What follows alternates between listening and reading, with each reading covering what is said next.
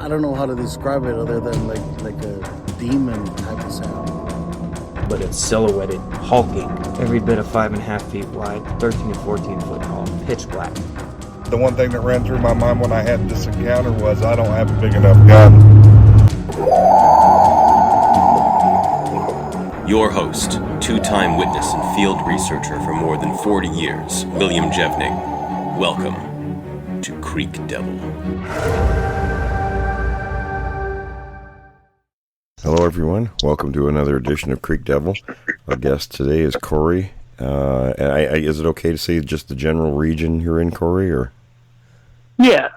Okay, he's in East Texas. Folks, you'll have to excuse me. I've had this cold kind of on and off for a few weeks now, and it's kind of playing heck with my voice. So Tom and Brian will be doing most of the talking this evening. So, Brian, I'll have you go ahead and take it away. Sure. So Cory, this is the first time I've heard about your experience. So can you tell us a little bit about what happened in your encounter? Yes. Well, it's funny because my brother was on the show a few months back, and I didn't even know this had happened to him, and then I had randomly found this upon looking at stuff on YouTube. So I immediately called him and I was like, "Hey, do you still remember where that spot was where that happened at?" And sure enough, he still had it in the GPS, the exact location. So me and 5 other friends decided to take a trip out there one afternoon. We thought about heading out there around 6 and then staying out there till around midnight, just looking around and having flashlights. And we usually do it every now and again. We head out to the big thicket to go look around and whatnot. And well, we got there. We got to where the GPS was, and just dead ends right in the middle of nowhere.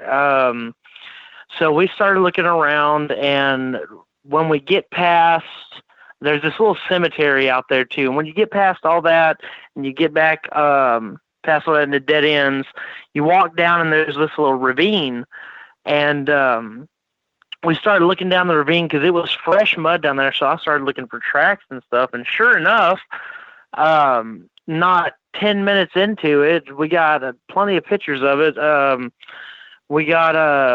It was about, I think we measured it, it was 16, almost 17 inches long track.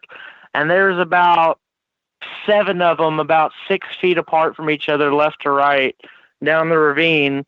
So we started heading that way. And my friends are all behind me. I'm in the front, and we're walking, and I need to sit for a second and take a break on this down log. I had double knee surgery, so walking around a lot is just, I need to stop for a second. So while I'm sitting there, while we're all waiting, and they're doing their thing, and they're looking around, out of the corner of my eye, from about, 50 feet away, I see something kind of like bob down. Like I see something just dark, and then it just goes down. And then I look over to that direction, and I don't see anything. But then my friend had said to me, right as I looked over, she goes, "Did you see that?" I was like, "What?" She's like, "Something just went down over there." I was like, "Oh, wait, so you did see that?" So we're looking over there. I was like, "Well, wait, let's look away. Maybe it'll come back up." And then, so we started looking away, but I'm looking out of my peripherals. And then sure enough, we see just something start rising, and it's going taller and taller and taller. And we just all kind of just tilt our heads just a little bit, not turn them, but look over in that direction. Sure enough, oh my God, this thing was at least 7 foot, and then shoulder to shoulder about, I'd say, well, I mean, I'm 6'1", and I weigh 350 pounds, and this thing shoulder to shoulder was 2 of me standing side by side. And then this was a female for sure. You could tell it had breasts and whatnot, and so it started making noises as it finally noticed that we were looking at it and whatnot. So we start walking out, and then to our left, as we're trying to get out of there, we hear a really deep, like a low, just a mean growl, like, "Get out of there." And then a branch or not like a big old limb comes flying out of the thicket because it's all bush and like you can't see from where it came from, but you saw it came from out of it, out of the bush and at us. So we start hightailing it back to the truck. And so I get back to the truck, everybody gets in, I pop my headlights on, and there's the female, and then off to the right where my lights are shining, and I put them on high beams, was, I'm just going to figure a male, because it was much bigger than the female. They were both black matted, kind of gray hair. The male was definitely taller. Like I said, the female had to be at least 7 foot or so. He was a good foot and a half taller. So he starts circling the truck through the woods at the edge, like clockwise going around the truck. And then she's just staying over there. And he starts going to the right, circling us, and we're all seeing this thing, and we're just in disbelief as what is that, because we hadn't been there but like 30, 45 minutes. Like we had just gotten there. And so this is happening. And as I'm sitting there watching this, my friend's in the back going, hey, I just saw some little shadows going through the woods. Like, what are you talking about, little shadows? I'm like, what do you mean? Well, it looked like little black shadows. I was like, how little? And they were like 4 foot tall. And I was like, shadows. And then it dawned on me, like, well, what if those are juveniles and like this is the dad and the mom and they don't want us in this area. They want us to get the hell out. So I told everyone, roll your windows up. We're going down. We're going to go to a different spot. We're going to leave this one, head to another spot. So we leave there. And as we're going down the road, we just came down. There's now in the path of the road, a huge tree that can be seen broken off in the center. And this tree was about, I'm trying to think how big around I can describe this. Let's see. Much the size of my thigh, which that's pretty big around. I mean, that's a pretty good sized tree laying across the road that we had just previously came down and it wasn't there. So obviously we made them mad. So we went around. I went a little off-road a little bit, went around the tree because I wasn't going to get out and try and move it while they were there. So went around it. As we got back to the main road before I went to the second spot, I stopped and started doing some calls because the spot that was back there was a good mile away. So once I got a good mile away from it, I stopped because I saw some other weird signs down this trail. And so I start doing calls and not 5 minutes later, we're all out there standing around the truck. We're staying very close to the truck now because we're frightened from what just happened. So we're just on the dirt road, middle of nowhere. It's getting pretty dark now. And it starts a triangle, like from the left side of the truck, the right side of the truck, and kind of catty-cornered behind the truck. We start getting calls back from all three sides, and then we don't do nothing. And then these three things are just talking back to each other. I don't like it was. Yeah. They were just whooping back and forth and knocking every so often. Like we sat there and just recorded it and just listened for like 15 minutes before we drove off, and then they finally just went silent. And then other than that first half of the trip is the big stuff. The second spot, the main thing that happened, the only thing I can really report is when we got there, I went off by myself to go use the bathroom while they were at the truck still, and I had to get out and then as I'm walking back to the truck, there's this out there, there's a ton of big giant oak trees. And I'm walking out there. I have a police baton, like spotlight, like a really, really good flashlight I'm walking out there with. And I'm heading back to the truck, and there's this big old oak tree right off the path. from where the truck is as I'm walking back, about 20 feet away from me. And I'm just shining so I can see where I'm going. And then I happened to look up, see where I was going, and then I shined my light around. And all I saw was half of an arm and a full leg, auburn-colored fur. I don't know. I'm not going to say it was Bigfoot, but it was definitely on two legs because I saw it step behind it, and I caught the tail end of an arm and a leg. And then I heard it, and then I made a beeline to the truck, and I said, hey, it's time to go. Yeah. So, at least 3 individuals and 2 juveniles, possibly. Yeah, so this is actually... It was a crazy day. Yeah, that's a great story. I wanted to ask you, because you said that at one point it almost felt like you were in a triangle. It did. It felt like they were surrounding us. Yeah. Do you think that you said that they were communicating? Do you think that they were like speaking a language, like back and forth, or? It sounded like whoops and like woo, like I can't really. It wasn't just whoops. It was all kinds of different kind of like audible, like whoops or ooh or like I can't really describe it or do it. Yeah. But they were making a lot of that and knocks on the trees. But you definitely got the feeling that they were communicating with talking to each other. Yes, 100%. Yeah, that's really interesting. 100%. Never seen that or heard that. I've been out there so many times to go do this, and I've never ever had anything like that triangle thing happen. And we were just sitting there in awe, just listening. Yeah. I mean, I imagine that you were pretty scared at that time. Oh, I was. I was shaking. I was like, but at the same time, you're just like, wow, this is really cool at the same time. Yeah, yeah. Now, how far apart do you think that they were with each other?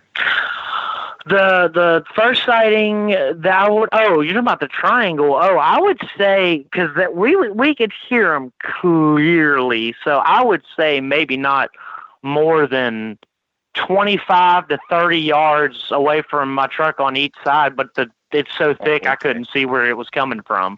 Yeah, that's really scary. I mean, just to think that they were that close and they were surrounded. Oh yeah. Yeah. Oh yeah. That's why I was like, when I saw the Auburn one, I don't know if that was or not, but it definitely was walking and was big and was stepped on that tree. And then I heard it breathing, and I was like, okay, I already had that happen back there. Now this thing's right here. It's time to go. Yeah. You know, it's really, really scary too, to think that, like, you just know maybe the triangle, like maybe 3 areas, but there could have been a lot more. Actually, exactly. That's what I was thinking. Yeah.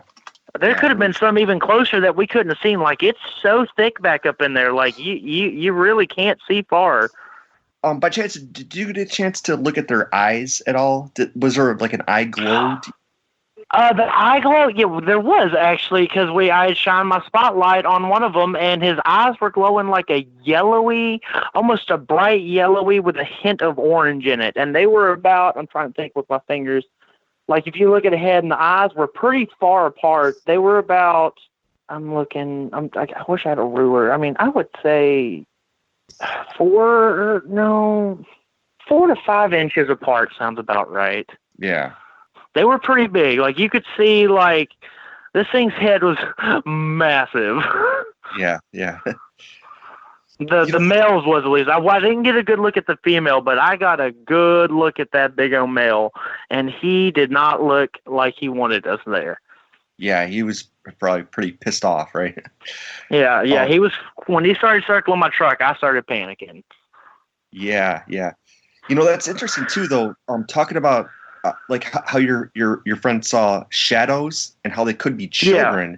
It just goes to show like how many of those creatures could be out there and nobody's exactly, because I didn't even think about it. She didn't she told me that, and I looked for a split second because I was just keeping my eyes on him, and I looked and I didn't see anything. And then like a few days later when we were at home, she was explaining to me more what she saw because I was in the moment and I wasn't really listening. And I was thinking, dude, those could have been little juvenile Sasquatch, and that's why they were running those out. It just dawned on me a few days later, like, oh, that's probably what happened. And I just didn't. And I just saw the juveniles from Slitsayer saw a shadow, but apparently not just her, but 3 of the other friends saw the same thing she saw, but didn't say anything about it. And then we were all talking about it a few days later, and that's what we came to the conclusion of. Yeah, it makes you wonder how many of those juveniles are out there. It really does. I've been going out there for years, and not just that spot. That was the very first time I've been to that spot after I'd asked my brother where it was at. But other than that, when I go out to the actual thicket location or somewhere else or spots I go to out there, I've never seen any juveniles. Those are the first 2 I've seen. Yeah. Now, have you been to that area since then, or? No, but everybody's wanting to plan a trip back up there pretty soon. Everybody's talking about it. Yeah. Hey, I got a quick question. This is Tom. Sorry, I joined kind of midstream here, just came on a little bit late. So fascinating story, very interesting, especially, what really caught my attention was the auburn hair that you saw, and it's bipedal. Mm-hmm. I mean, it's kind of a no-brainer, right? That's what I thought of when I saw it. So I didn't take a chance, even if it wasn't. It was something big, and it didn't, and it was there, and it was not making nice sounds, and I was going to my truck. Yeah, there you go. That's you're doing the right thing. I was curious about you mentioned a thicket. Can you describe a little bit of the kind of the terrain or the trees? Are they predominantly oak, or do you got pines mixed in? Give us a little idea. Oh, yeah, you got pines, you got oaks. There's pine needles all over the ground. There's dead leaves, little sticks and limbs and branches. It's just, you got bushes of all kinds. It's thick up, and they call it a thicket for a reason. I bet, yeah. And do you hear crunching if you hear something walking through Absolutely. the woods? As a matter of fact, right when I got there, I had the absolute crap scared out of me by a big old buck. As soon as we got out there, right before it all happened, we went down the ravine, shut the door. I'm walking out, and all of a sudden I hear something go right to the left of me through the woods, and I look over, and it's just this big old buck running through there. So yeah, if you something's moving through there, you're going to hear it. You're going to hear it. And you think the buck was in response to, you think maybe it was being chased by these things? Oh, no, it was me. It was literally right beside me on the right. I guess it didn't hear me walking up, and then as soon as it saw me, it darted into the woods. I didn't see it. It didn't see me, and we scared each other. Way to go. It just ran further into the woods, and I about had a heart attack. Right. Hey, Cory, I want to very ask, fascinating encounter. Yeah, Cory, I want to ask really quickly about because you said that you went to the area and then you guys were going to leave, and then the Sasquatches presumably put a tree right in your path. Yeah, like a pretty decent sized tree too. And you can see where the tree came from and where exactly it was snapped off at. And it was just laying there, not, 25, 30 minutes prior after that all happened when we were trying to get out of there. And now it's there. It wasn't there before after just a few minutes, and now it's there after all this is happening. So, yeah, I was ready to go. So it was fresh, though. It was fresh, yeah. You could see, right where it broke. And it had to have just happened because it obviously wasn't there when we just drove in. And now this was across the road or across the path? No, the dirt road, driving out of where where the first 2 were. Yeah. So what did you do? Could you go around I kind of, I wondered, there was a little bit of grass and bush to the left, but it was enough to where I could skirt around it without having to run over the thing. So I just went off-roading a little bit and went back on the road. Because I wasn't going to get out and move it while these things were right there. No, absolutely not. And, it's funny. I think we hear about this. This is actually more common, than people might imagine. So they're very interesting. Yeah, I wouldn't have got out either. a good reason to have. Yeah, apparently they had thrown rocks in my truck at one point. I had like two big old rocks in my bed of my truck when we got home. Oh, you did? Okay. Oh yeah. Yeah. So yeah, they had thrown a branch when we were out there, like I said. But apparently, when we didn't know, they had thrown some big old rocks, and because I had two big old rocks in the bed of my truck when we got home, didn't even know about. How big were they? They're about the size of a grapefruit, each of them. Like they were big old like rocks. Yeah, that's pretty big. And what I was going to kind of mention on that tree in the road, a good reason to have an excellent brush guard so you don't lose a headlights or radiator or anything if you have to smash through it. Definitely have a brush guard. Yeah, I do. Oh, good. Yeah, no. I mean, that's very interesting. Yeah, Tom, it's interesting because we've talked before about, in interviewing several witnesses, it seems like these things don't want confrontation, but then at times, though, like this, when they put a tree in the middle of the path, it's like they don't want you to leave, so now they want confrontation. So it is interesting how these creatures work. It is. That's a good observation, Brian, and it seems like it's a setup. Knowing that you... That's what I was thinking. Yeah, you're going to get out of the truck, and then they got you. I don't know, real quick, Will, do you think that's a accurate assessment of what they're doing? Is they're trying to stop you so they can get access to you? Or? And that's very possible, sure. Okay. Yeah, and like I said, Cory, we do hear about this. So I wouldn't be surprised if there have been some serious incidences involving where either a rock, heavy bunch of rocks in the road, or a tree, and the people get out, and then it becomes a very nightmarish situation. Yeah, for sure. That's what I was thinking when I saw them rocks in the back. I was like, man, if this would have hit one of us, like this could have actually hurt us or killed us. They were pretty big. Like they would have hit somebody on the head from a distance. Oh yeah, it could have easily killed somebody. Yeah. And Cory, too, I don't know if you had a chance to listen to our show from last week, but we were talking about the fact that it seems like the population of these creatures is growing. And that's why I found your comment about the shadows and how there possibly are more juveniles that you saw. I think it's probably growing, I think.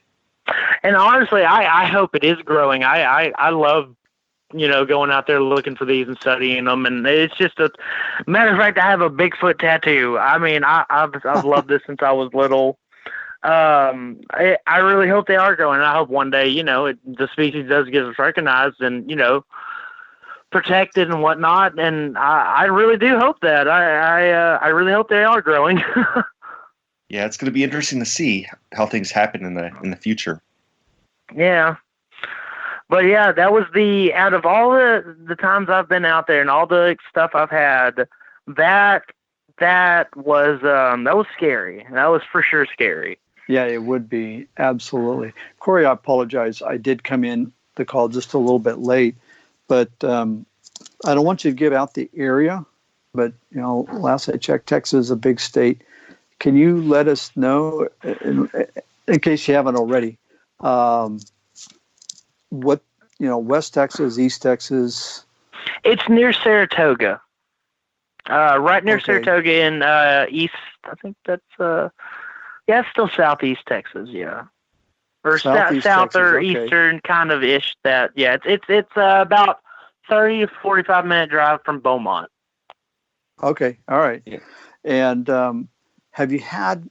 is this your only experience with these creatures, or have you had other experiences where... The only experience I've had at that one, that was the first time I've been there, but usually I go out straight to the Big Thicket National Reserve. This is near the thicket, but all my other ones are out at the actual thicket. Right. So at that, yeah.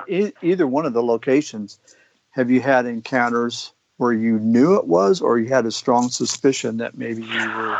Oh yeah, at the thicket, plenty of times that I knew there were, but nothing violent. Nothing threatening or nothing like what happened over there. Yeah. So tell me a little bit about one of those other, maybe one or two of those other experiences. What happened? What did you see? What did you hear? Oh, usually, they'll just, I used to go camping out there all the time. I don't get to go camp out there as much as I used to, but I'd go out there camping and we'd be up all night doing the knocks and stuff, and we'd have them knock back to us or call back to us. We had one time come into our camp while we're in our tent sleeping, and me and my friend were up and we're not moving, and we hear them, and then we get up the next morning. We don't want to make any noise or anything, but we know it's what it is because we can hear it breathing, and it's breathing right outside the tent is rumbling my chest. It's so deep, and you can feel the ground like move each time it takes a step. Like, it's so huge. And so the next morning we get up, all of our stuff just thrown around. Nothing was taken. Everything was just thrown around or dumped out, or like they were looking through stuff. And then we found what does footprints. The breathing sound like? I can't do it, but it's just a low, just a. Okay. I can't do it as deep, but. Yeah, no, I understand. I think a lot of people have described that as well. I was curious because some people have described it, not all of them, but once in a while they describe a raspiness, like it's like something. Yeah, that is really I've heard that in some. I breathe. feel like those may be the ones that are like maybe sick or kind of older, because I have heard that breathing too out at the thicket. Okay. The raspiness. So I will agree with that. Now, Cory, I wanted to ask. Go ahead, Brian. No.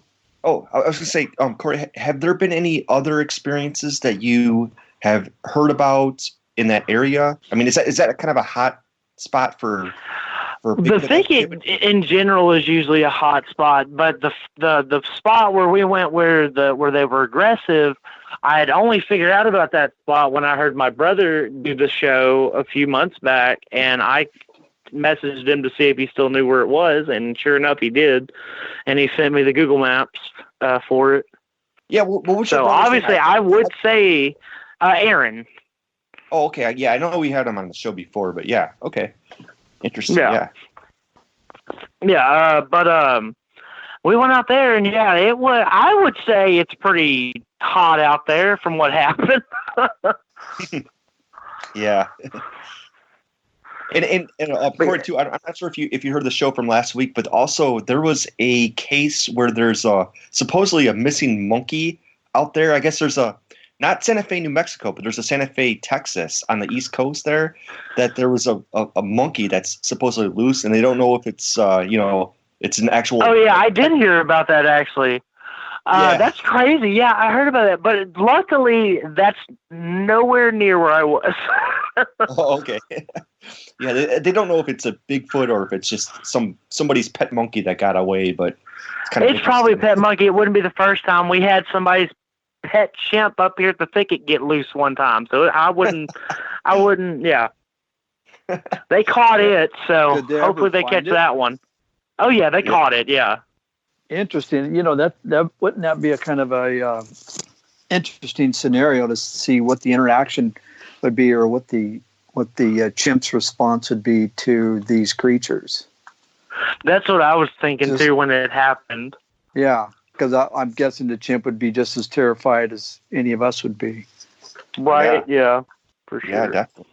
So, Cory, are you going to go back to that area anytime soon to maybe do some investigating? Or? See, I want to, and a few of my friends are still wanting to go out there again. We're just taking our time and waiting for the right time, because right now, it's been raining a ton. Yeah. And like when I say it gets hot down here, like yesterday was 110. Right. So we're just probably waiting until it gets more into fall and it gets a little cooler outside. I'm going to try and go again, see if they're still out there in the cooler weather. But considering that when Aaron went out there and had experience, that was 6 years ago, and this is now, they're still there. So I'm sure they'd still be there even in the cold weather. Yeah. Well, I'm sure that Will can give you some advice too. I mean, I know that he's going to say, hey, don't ever go out alone, and don't ever go out. I never do. Yeah. I would never go out unarmed for sure. It's Texas. Everybody's got a gun. Yeah.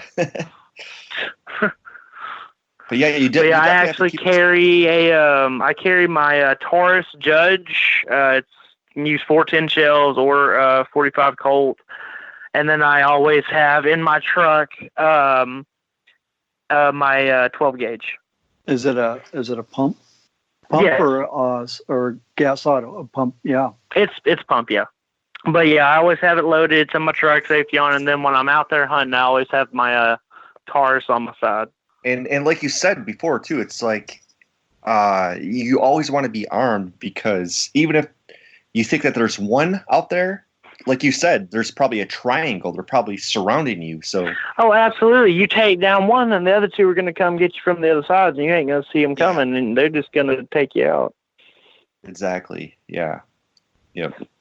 But yeah, you definitely keep us posted for the next time that you go out there and let us know. Oh, I sure will. We're going to bring more stuff this time. We just wanted to go check out the area. Like I said, it was our first time. Just heard the story, asked Aaron for the directions. And so now that we had this experience, we're definitely going to bring more stuff out there with us time. And if we find more prints this time, we'll have Plaster Paris with us. And we'll have, we were just going to check it out. We didn't expect all that to happen. And it scares us a little bit. So taking our time, and yeah, we're eventually going to go out there. We plan on doing it before the year's up. Yeah, it's interesting that, and I wonder if this is just accidental or if it was planned, but the fact that you saw the female first, and then the next you saw the male next. I wonder if I didn't see the male first. We heard the male first, and apparently he was behind us the whole time in those bushes when we heard that growl. Oh, okay, gotcha. Yeah, I wonder if then that scared us, and we ran to the truck, and that's when I turned the lights on. There was the female to the left, and right in my headlight was the male, where we heard the growl from. Yeah, but now the more that you talk about this, though, the more that I think that it was probably a family unit, and that female was probably protecting her young ones. That's what we were thinking, because the shadows and everything. That's why we figured they were being aggressive, because they were protecting. Yeah. Interesting. Yeah, but it was crazy, but it was cool nonetheless. But when I saw that tree, and then we got surrounded for 15 minutes, then it was like, it might be time to go. Yeah. The fun comes to an end real quick then, right? Oh yeah, for sure. Yeah. But I'll never forget that trip, and now I have it saved in my GPS though, and we're definitely going back for the years up. Yeah. Hey, also next time, just a recommendation. Try to get video if you can, because that would be awesome. That's what I would love to do. I was so shaken. I forgot to even pick up my phone when this thing was right in front of my headlights. Like, I'm just looking at this thing staring at me, and then starts walking around my truck. I ain't even moving my eyes off this thing. Oh, that's a very common reaction too. But it would be great one of these days if we can get video of. That's what I was telling her. I told him we need to get like a GoPro or something and attach it to us, or I don't know. We were talking about it. Yeah. But Cory, that's very common. Most people, I would say the majority of the time, you see one of these things, you don't need a video for you, because you know what you're seeing. Exactly. The video is really for other people, and you're really in kind of a fight or flee mode at that point, right? Pretty much. I had already unlocked my gun from the rack in my truck, and I had it in my hand. Like, if this thing charges my truck. Right. Like, as it was looking, it started walking. And hey, Cory, real quick. Did you see more than one of them, or did you just see the one? No, I saw the big male, saw the female. May have been, like I said, the two shadows, could have been kids, and then the auburn arm and leg. It was definitely walking. I'm not going to say it was a big, because I didn't see the whole thing. All I saw was the arm and the leg, and then I heard the noise it was making, and then that was when we left for the day after that happened. Well, what else could it be? So the question I was going to ask was, what was the color of the other ones? Like the one that was in the other ones, The male. Oh, the male was the male and the female were both black, but the male had a little bit of gray mixed in with his fur, and his fur was a lot more matted, whereas the females was still matted, but they not near as bad as what the males was. And the smell surrounding my truck, I smelled like I was just parked in a sewer. It was so bad. Yeah, it smelled so bad. Like I can't describe to you like the combination of smells it smelled like, but it was bad. You know, that's interesting because I think that Will's second encounter, he saw a male, and it was also kind of the grayish color. Yeah, too, it definitely has some gray mixed in with its fur, with its black. Yeah. Because most of the time we think of them as being like dark brown or maybe auburn, like reddish. But there are reports of them being kind of grayish or even in some cases being all white fur. Oh, yeah. I saw that one. I forgot the video of that one. It was somewhere in Texas. I remember it was in the backyard, and that big old, he signs his light on the white Bigfoot, and it runs off. Yeah. And you see the face of it. I don't know if you've ever seen that video, but I always love that video. Yeah. That's a really good one. Yeah. Interesting. Okay. Yeah. And I agree. Very, very scary encounter. Yeah. And I mean, Cory, just maybe one of the last questions here, but I mean, when you were in that experience, though, that had to be one of the most, like, the scariest point of your entire life. I mean, you must have been just freaking out, right? Oh, dude, you have no idea. Like I said, I'm a pretty big guy, and I had double knee surgery. But when this thing stepped behind that tree and started making the noises, you've never seen somebody as big as me move so fast in your life. Like, imagine. Yeah, I mean, I can just imagine. I mean, that must be like, especially when you're surrounded too. It's not just like that you're face to face with it. I mean, that's bad enough, but the fact that you're surrounded by these things. Oh my gosh. Yeah, that's got to be just terrifying. Front, there was one to the left, to the right, and then catty corner behind me. So almost like a little triangle. Yeah. Yeah. So you don't know where the attack is going to come from. It could be from anywhere. Exactly. And we don't know if there's more. We just heard these three talking to each other, and for a good solid 15 to 20 minutes, and we weren't moving. Every time I tried to drive forward, we'd get a loud, like, or if I whooped back, then they would like stop, or if I tried anything back, and then once I turned my truck off, then they'd start talking to each other. Wow, yeah. So as long as my truck was off and we were just sitting on the road listening to them, they were just chit-chatting. No, how would you describe that chit-chat? Like I said, it's just whoops, knocks, and like the weird little, I guess I'm just going to say monkey sounds like ooh, and like ooh, or like weird like little grunts and whoops and howls and yeah. Right. Really sounds like they were trying to intimidate you as well. Oh yeah, for sure. Yeah, I wouldn't doubt it. Mm-hmm. Especially with the tree being over the road. I mean, dead giveaway. Yeah. They were probably confused by you just as much as you were confused by them, though. So they probably didn't know how to react. They're probably thinking, like I said, maybe the mother's trying to protect her young ones, but. And that is exactly what I thought, which is then I was like, oh, I understand now. Now I understand why they're being, like they were, because we were in the area where their kids were, and they don't want us around their kids because they don't know who or what we are. Exactly. Yeah. Yeah. So they were probably confused just as you were. And it was just kind of probably just maybe being at the wrong time at the wrong place.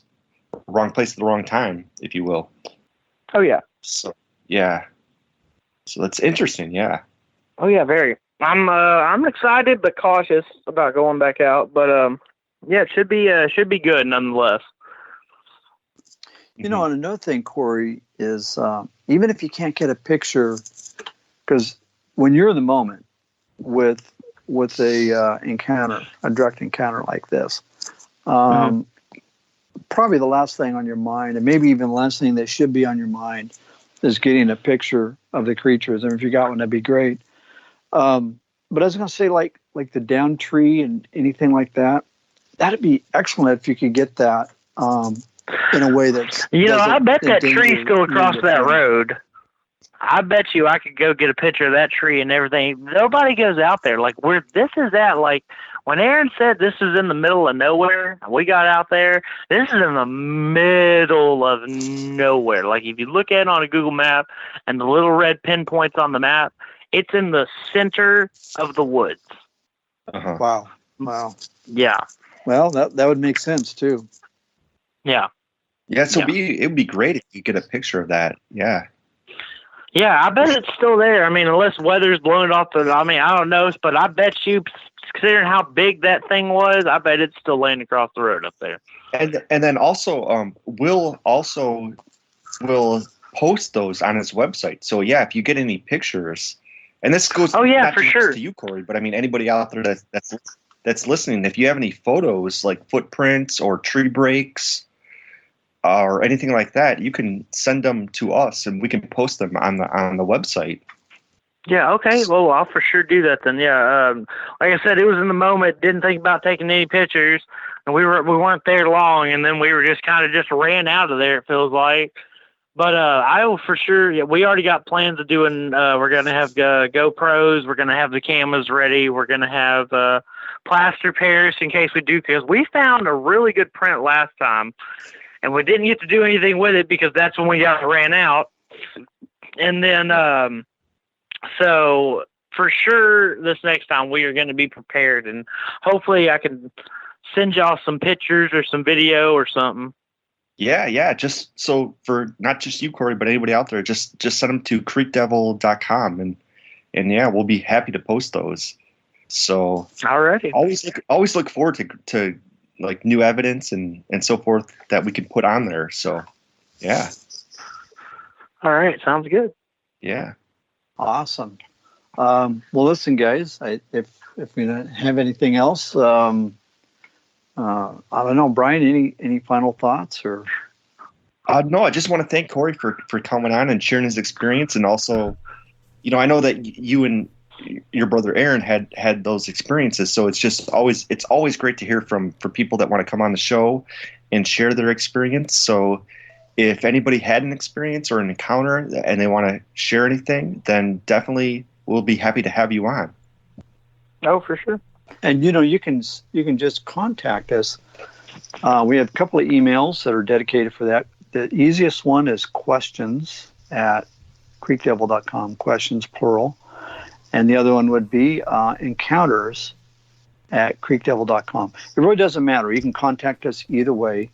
And we'd love to hear from you. So, look forward to that. And Cory, I got to say that your encounter is probably one of the more exciting and interesting ones. Very good. Very good. Thank you. Thank you. Yeah, I really appreciate you having me on. When you had my brother on, I knew I had to come on here and tell you about my encounter in the same spot. Cory, we really appreciate it. Absolutely. And my apologies for not being more talkative. My throat's really kind of messed up. So. But we'll talk again soon, and folks, stay tuned. Oh, for sure. Thanks for listening to this episode of Creek Devil. If you or anyone you know has had an encounter with these creatures, please contact us at williamjevning@yahoo.com. That's William, JEVNING @yahoo.com. All communication is confidential. Join us for another program next week. And until then, keep your eyes open.